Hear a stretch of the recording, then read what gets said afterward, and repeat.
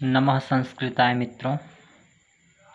आज हम लोग बिहार बोर्ड क्लास 10th का संस्कृत का पाठ्य पुस्तक पढ़ेंगे। 11वां पाठ पढ़ेंगे।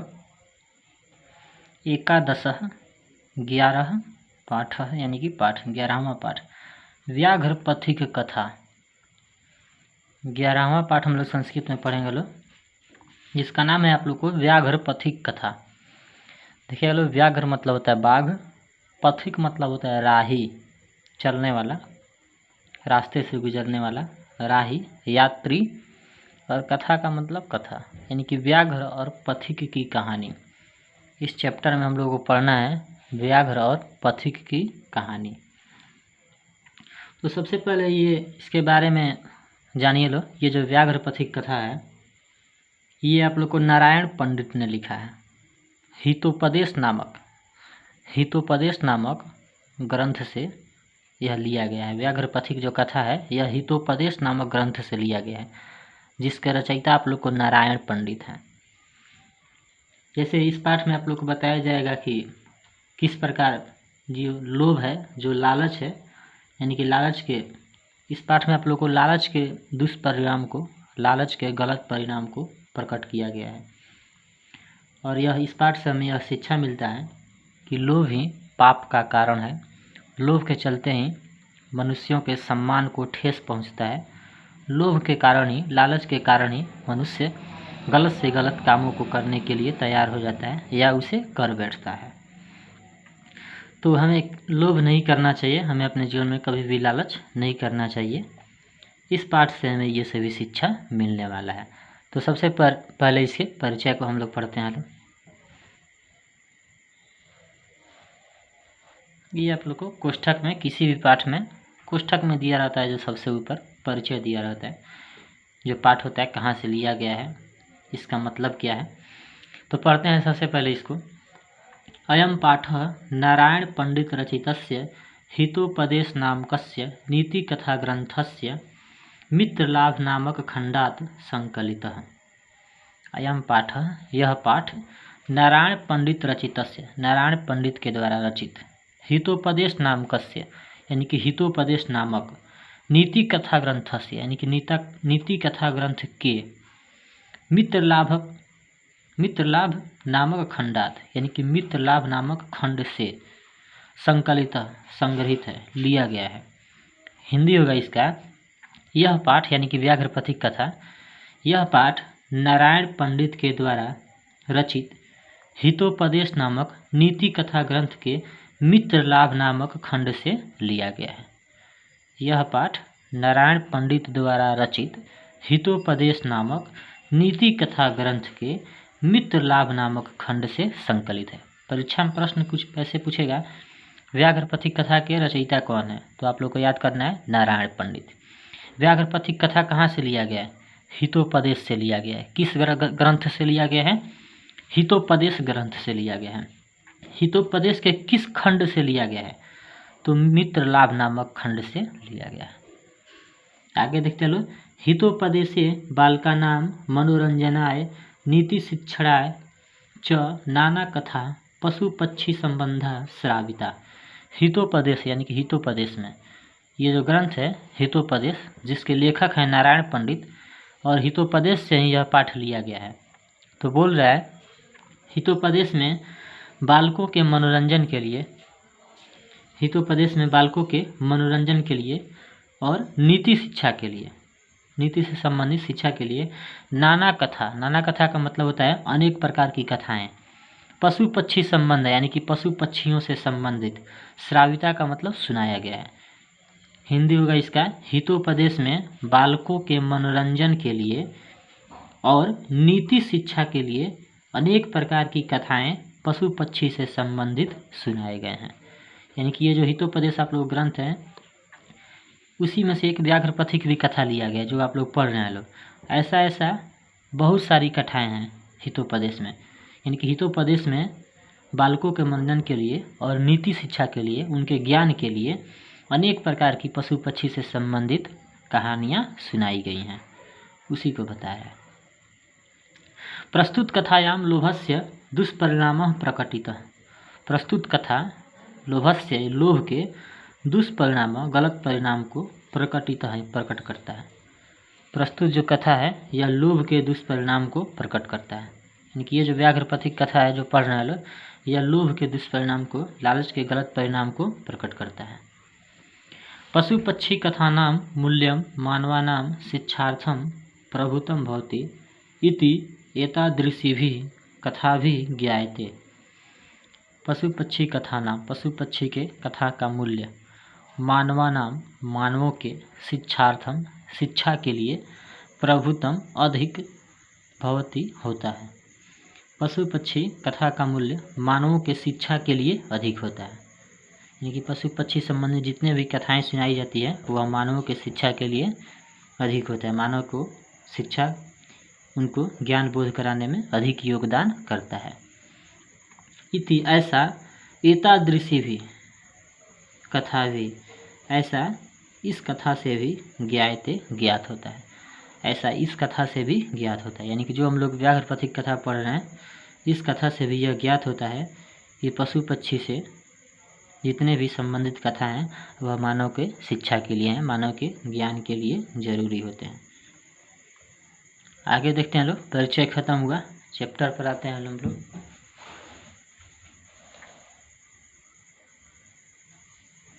व्याघ्र और पथिक की कथा है इसमें। पढ़ते हैं लोग। कश्चित वृद्ध व्याघ्र स्नातः कुशहस्तः सरस्तीरे ब्रूते भो भोः पांथा।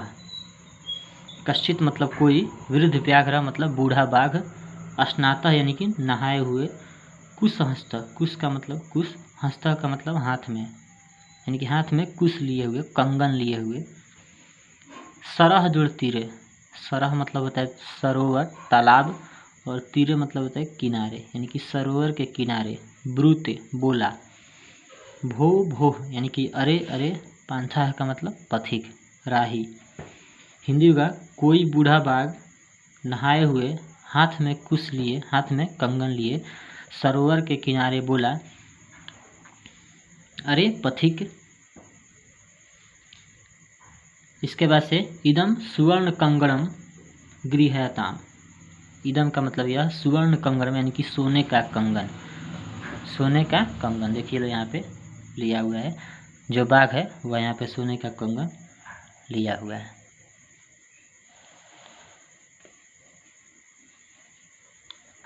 यानी कि इदम सुवर्ण कंगणम गृह्यताम, यह सुवर्ण कंगणम यानी कि सोने का कंगन, गृह्यताम ग्रहण करो, यानी कि लो। फिर से हिंदी बता रहे इसका, कोई बूढ़ा बाघ नहाए हुए, हाथ में कुश लिए, सरोवर के किनारे बोला, अरे पथिक, यह सोने का कंगन ग्रहण करो। ततो लोभाकृष्टेन केनचित् पांथेन आलोचितं भाग्येन तत्संभवति किंतु अस्मिना आत्मसंदेहे प्रवर्तिना विधेया। ततो तब, लोभाकृष्टेन यानी कि लोभ से आकर्षित होकर, देखिएगा इसमें 3 पद हैं, केनचित जोड़, पांथेन जोड़, आलोचितम। केनचित मतलब कोई, पांथेन का मतलब पथिक के द्वारा, यानी कि किसी पथिक के द्वारा, आलोचितम सोचा गया, विचार किया गया, यानी कि जब वह बोल रहा था कि यह सोने का कंगन ग्रहण करो, तभी लोभ से आकर्षित होकर के, उसी समय लोभ से आकर्षित होकर के किसी पथिक के द्वारा सोचा गया, किसी यात्री के द्वारा सोचा गया, भाग्य नैत संभवती, यह भाग्य से ही संभव है, यानी कि वह सोचा कि कोई बाघ जो है वह सोने का कंगन दे रहा है, ऐसा भाग्य से ही संभव है, यह हमेशा मिलने वाला नहीं है। किंतु अस्मिना आत्मसंदेह प्रवृत्तिनम विधेया, किंतु इसमें आत्मसंदेह है, यानी कि इसमें जान जाने की भी खतरा है, क्योंकि सोने का कंगन कौन लिया था, तो बाघ लिया था, और बाघ एक हिंसक पशु होता है। तो कह रहा है किंतु इसमें आत्मसंदेह की प्रवृत्ति है, आत्मसंदेह है, और आत्मसंदेह की स्थिति में हमें हाथ डालना नहीं चाहिए, यानी कि आत्मसंदेह की स्थिति में हमें हाथ नहीं डालना चाहिए। ठीक है, तो इसका हिंदी होगा, किंतु इसमें आत्मसंदेह है, जान जाने की खतरा है, और ऐसी स्थिति में हाथ नहीं डालना चाहिए। यतः क्योंकि अनिष्टादिष्ट लाभे अपि न गतिर्जायते शुभा यत्रास्ते विष संसर्गो अमृतम तदपि मृत्यवे। अनिष्टा यानी कि अनिष्ट, अमंगल। उसके बाद से है इष्ट। इष्ट मतलब होता है मंगल, अनिष्ट मतलब होता है अमंगल और इष्ट मतलब होता है मंगल। लाभे अपि का मतलब लाभ भी, न का मतलब नहीं, गति, जायते का मतलब होता है, शुभ का मतलब शुभ। यत्रास्ते क्योंकि विष संसर्गो अमृतम, इसका मतलब होता है विष के भंडार में अमृत रहते हुए भी। विष संसर्गे अमृतम का मतलब होता है विष के भंडार में, जहर के भंडार में अमृत रहते हुए भी। तदपि का मतलब फिर भी, मृत्युवे का मतलब होता है मृत्यु के लिए। इस पूरे श्लोक का हिंदी होगा, ध्यान से देखिएगा लोग, इस पूरे श्लोक का हिंदी। अनिष्ट से इष्ट लाभ की ओर जाने वाली गति। अनिष्ट से इष्ट लाभ, अनिष्ट का मतलब होता है अमंगल, अकल्याणकारी, यानी कि अनिष्ट से इष्ट लाभ की ओर जाने वाली गति शुभ नहीं होती है, क्योंकि विष के भंडार में अमृत रहते हुए फिर भी मृत्यु निश्चित है। कहने का अर्थ ये है इस श्लोक से, जब वह बाघ बोला कि यह सोने का कंगन ग्रहण करो, तो वह पथिक सोचा कि यह भाग्य से ही संभव है, लेकिन वह फिर सोचा कि इसमें आत्मसंदेह है, और आत्मसंदेह की स्थिति में किसी भी चीज़ में हाथ डालना उचित नहीं है, क्योंकि अनिष्ट से इष्ट की ओर जाने वाली जो गति होती है वह शुभ नहीं होती है, क्योंकि विष के संसर्ग में, विष के भंडार में अमृत रहते हुए भी मृत्यु निश्चित होता है। कहने का अर्थ यह है कि अगर कोई कार्य अमंगल हो, कल्याणकारी हमारे लिए नहीं हो, तो उसमें हम लोग को हाथ नहीं डालनी चाहिए।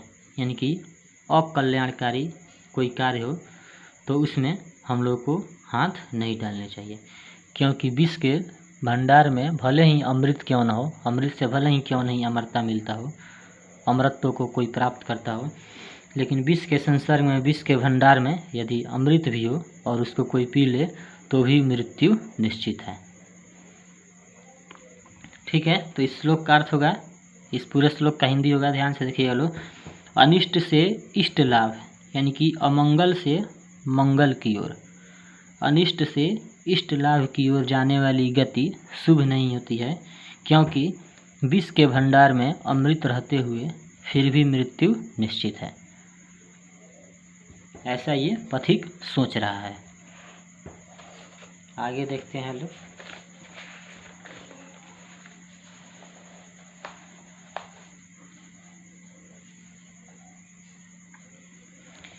किंतु सर्वत्र अर्थ अर्जने प्रवृत्ति ही संदेह एवं। किंतु पथिक सोच रहा है, किंतु सर्वत्र जोड़ अर्थ जोड़ अर्जने। सर्वत्र मतलब सभी जगह, अर्थ का मतलब होता है रुपया, पैसा, और अर्जने का मतलब होता है अर्जन करना, कमाने में। किंतु सभी जगह अर्थ अर्जन में, यानी कि सभी जगह रुपया पैसा में, प्रवृत्ति संदेह एवं, यानी कि किंतु सभी अर्थ अर्जन में तो संदेह ही है। यानी कि पथिक सोच रहा है कि बाघ तो हाथ में लिया हुआ है, उसमें तो खतरा है ही, लेकिन ऐसा कोई भी काम नहीं है पैसा से संबंधित जिसको हम लोग करें तो उसमें संदेह नहीं हो, उसमें संकट नहीं हो। तो इसका अर्थ होगा किंतु सभी जगह अर्थ अर्जन में, अर्थ अर्जन की स्थिति में संदेह ही होता है। तन्निरूपयामि तावत, तावत का मतलब तब तक, तन्निरूपयामि का मतलब विचार करता हूँ, सोचता हूँ, यानी कि तब तक विचार करता हूँ, सोचता हूँ। यानी जब तक बाघ बुला रहा था ये सोच रहा है पथिक कि तब तक मैं सोचता हूँ, विचार करता हूँ। वह पथिक विचार कर लिया, उसके बाद से प्रकाशम ब्रूते, प्रकाशम ब्रूते का मतलब होता है सुना कर बोलना, जोर से बोलना। यानी कि पथिक बाघ से सुना कर बोलता है, कुत्र तव कंगणम, कहाँ है तुम्हारा कंगन।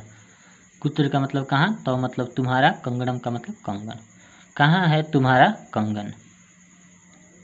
यानी कि वह सोच लिया और सोचने के बाद बाघ को सुना करके बोल रहा है, प्रकाशम ब्रूते, सुना कर बोलता है, जोर से बोलता है, कुत्र तव कंगणम, कहाँ है तुम्हारा कंगन। व्याघ्रो हस्तम प्रसार्य दर्शयति।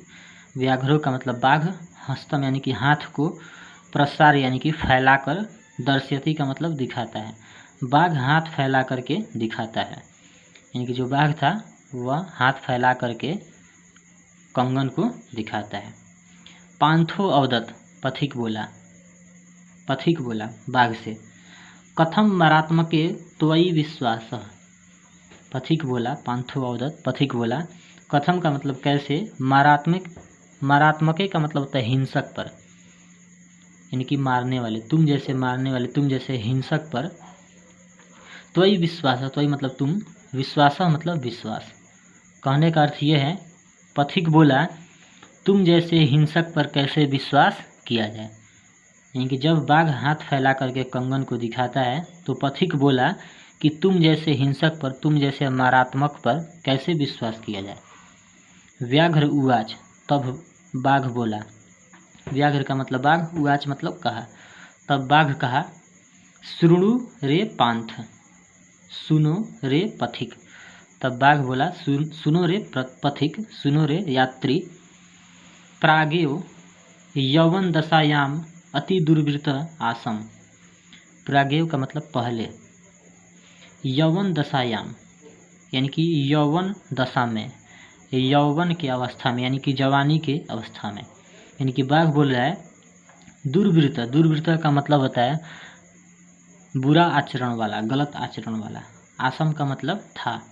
हिंदी होगा, बाघ बोल रहा है शृणु, व्याघ्र उवाच, बाघ कहा, शृणु रे पंथ, सुनो रे पथिक, जब मैं यौवन दशा में था, जवानी की अवस्था में था, तो मैं बहुत ही दुराचारी था। बाघ उसको फंसाने के लिए, पथिक को अपने बातों में फंसाने के लिए बाघ बोला कि पहले मैं जब यौवन दशा में था, जब जवानी की अवस्था में था, तो मैं बहुत ही दुर्वृत्ति का था, बहुत ही गलत आचरण का था।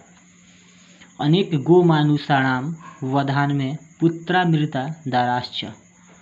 अनेक गो मानुषाणाम यानी कि अनेक गायों और मनुष्यों के, अनेक गायों और मनुष्यों के, वधान में यानी कि वध करने के कारण, मारने के कारण, पुत्रा का मतलब पुत्र, मृता का मतलब मर गए, दारा जोड़ च, दाराह का मतलब होता है पत्नी, च का मतलब और। बाघ बोला, व्याघ्र कहा, सुनो रे पथिक, पहले जब मैं यौवन दशा में था, जवानी की अवस्था में था, तो मैं बहुत ही दुराचारी था।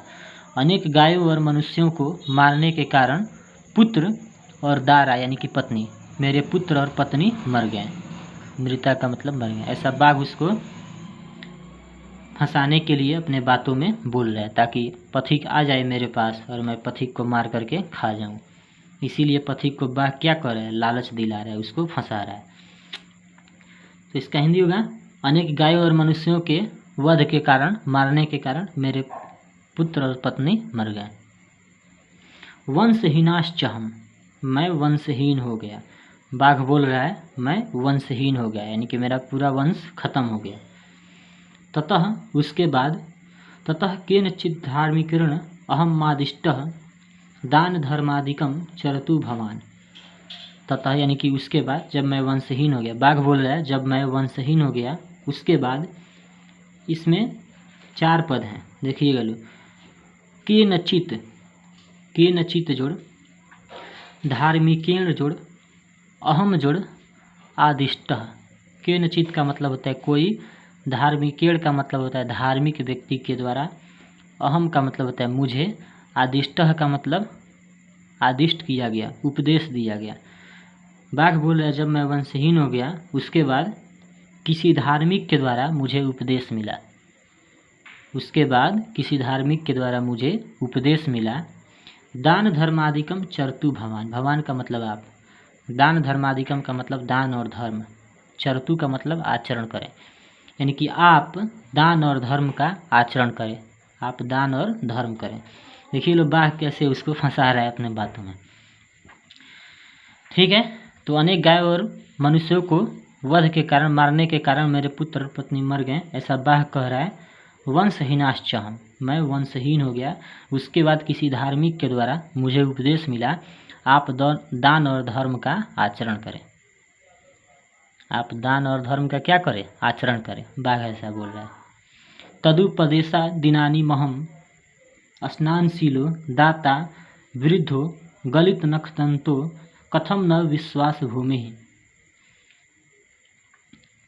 तदुपदेशा दिनानि महम, यानी कि उसके बाद मैं उपदेशित होकर, इसका हिंदी होगा तत्जोड़ उपदेश है इसमें, यानी कि उसके बाद उपदेश से उपदेशित होकर इस समय मैं स्नानशील हो, यानी कि स्नानशील यानी कि स्नान करके, दाता देने वाला, वृद्धों का मतलब बूढ़ा, गलित नख दंतो यानी कि जिसके नख यानी कि नाखून, और दंत यानी कि जिसके नख और दंत क्या हो चुके हैं? गल चुके हैं।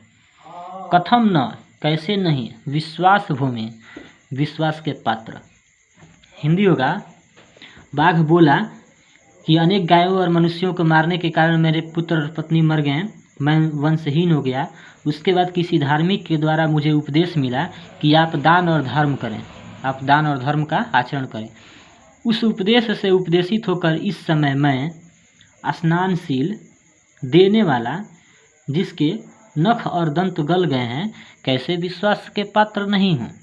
देखिए बाघ कैसे फंसा रहा है। बाघ बोला उसको अपने पास बुलाने के लिए, उसके उपदेश से उपदेशित होकर इस समय मैं स्नानशील होकर के, देने वाला, दाता, वृद्ध हो, बूढ़ा, जिसके नख और दंत गल गए हैं, कैसे विश्वास के पात्र नहीं हूँ।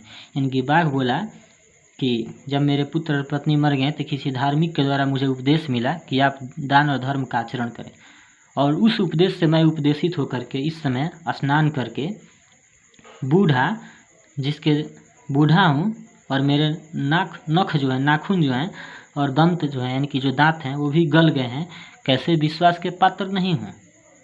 ऐसा बाघ बोला। मया च धर्मशास्त्रण्यधीतानि, माया मतलब मेरे द्वारा, च का मतलब और मेरे द्वारा धर्मशास्त्रों का भी अध्ययन किया गया है। धर्मशास्त्रण्यधीतानि का मतलब होता है धर्मशास्त्राणि जोड़ अधितानि, मेरे द्वारा धर्मशास्त्रों का भी अध्ययन किया गया है। बाघ बोला उसको फंसाने के लिए, मेरे द्वारा धर्मशास्त्रों का भी अध्ययन किया गया है। श्रुणु, सुनो, पथिक से बोल रहा है, सुनो। दरिद्रान भर कौन्तेय मा पर्यच्छेश्वरे धनम व्यधितस्य औषधम पथ्यम निरुजस्य किमौषधे। बाघ जो है पथिक को फंसाने के लिए कह रहा है, दरिद्रान भर, दरिद्रों का भरण करो, गरीबों का भरण करो, गरीबों का पोषण करो। कौन्तेय का मतलब होता है कुंती पुत्र, युधिष्ठिर। 5 पांडव थे, सबसे बड़े थे युधिष्ठिर।